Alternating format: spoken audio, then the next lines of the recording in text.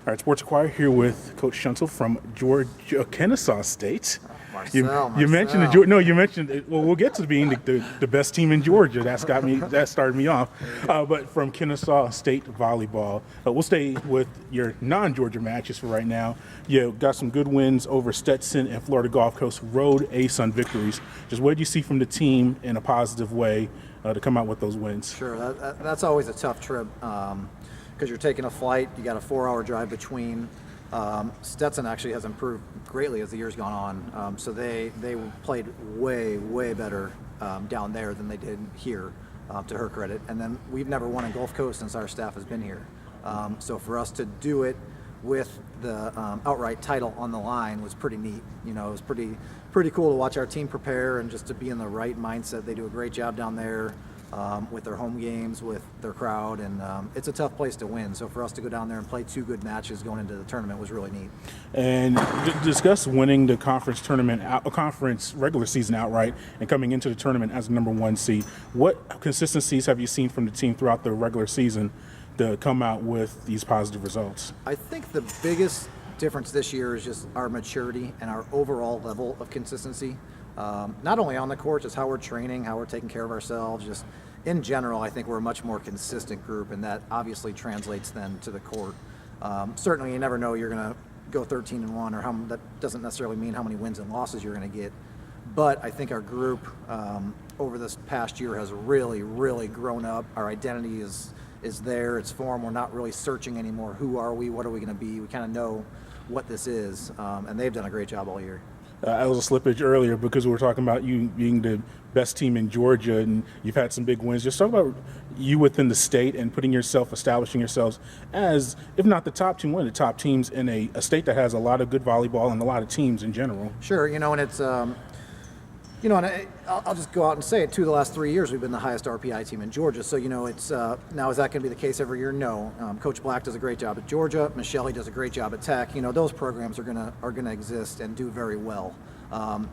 But Kennesaw State's here to stay. And we're not. This isn't a flash in the pan type thing. And I think we're trying to do it the right way. I think we're recruiting a lot in state and trying to go after the high level players in state, and then.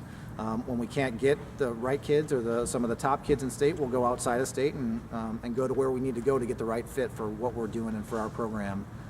But it's been really fun to build it here. It's been really neat to see the level that we've gotten to, and then being able to stay there for a few years now.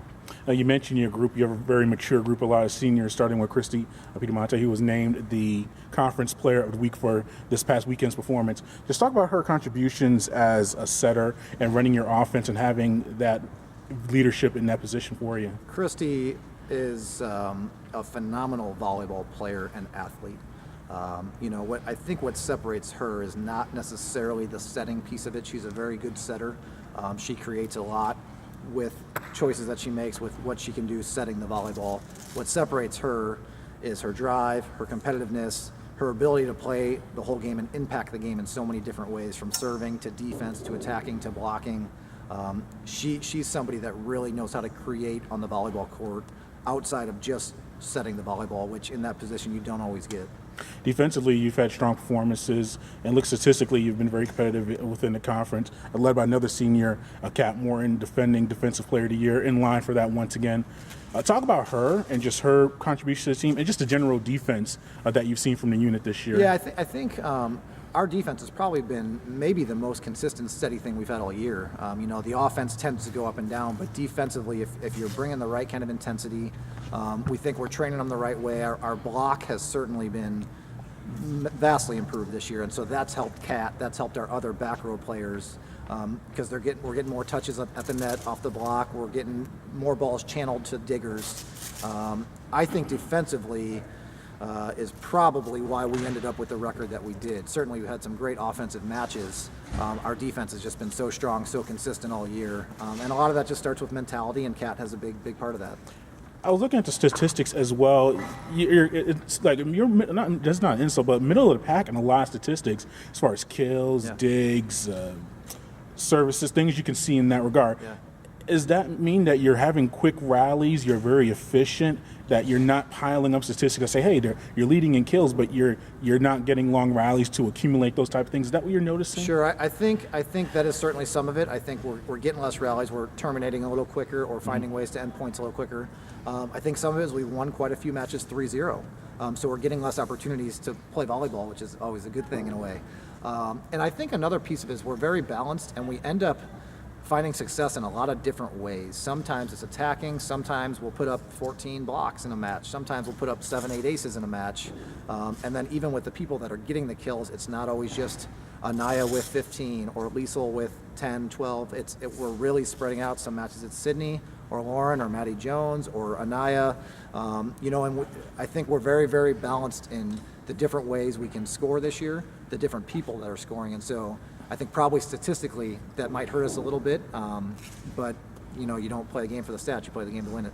Speaking of the offense, you mentioned Anaya, Sydney, Liesel, a strong front court that you have as far as your middles and your outsides. You touched on it a little bit, but just talk about that balance. And is it difficult in a way having so many hitters that you have to comply, or is that more of a job that Christy would handle as far as balancing it out? Is that a good thing? Because some coaches like that balance, but some like to have one or two players like, okay, we know in 70-80% of the time we're going to go to these players in these positions. How do you balance that? Yeah, for us, I think it's a really good thing. I think it is always nice when you have an arm or two that, okay, if we're not playing well, we'll throw the ball high to them, we'll let them rip.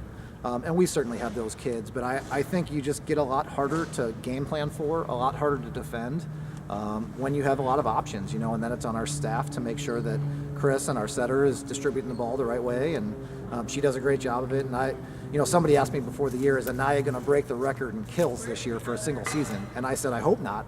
And they were kind of surprised, and I said, well, that means we're setting her too much if that's the case. I think it's really good. We have a lot of big physical athletes, good arms, people that now can terminate the ball in a lot of different ways. And we need to get them the ball in a lot of different ways. And I don't want us just setting one person 50 times a match. I don't think that's the way that we're built. Now you're looking at preparing for the ASUN tournament. You're in an interesting position. Your RPI is at a strong level. You have some good non-conference wins, but a lot of times it does come down to conference tournament play. Last year, you're kind of same position, but came up a little bit short. What's the approach this year? Is it another year, a little bit more maturity, you think, coming into this win or go home atmosphere? From the RPI standpoint, fact is we're about 10 spots too low out of the race. Usually it stops around 45. So for us to get to that level with these next two matches, I think that would be tough. But, I like where our group's at. Everybody knows what's on the line here. We're ready for it. We've been training for it. I don't think we're going to do a whole lot different. We're going to train the same way today. We're going to prepare well. We know it's going to be a battle. Lipscomb's always really, really good. If we can get past them, whoever we play in the finals is going to be good. Our league is deeper than it's ever been. So certainly I think it does help a little bit that maybe at large is out of it, and hey, the winner of this conference tournament is going to go represent the ASUN and the NCAA, and that's a cool thing. We're going to embrace that.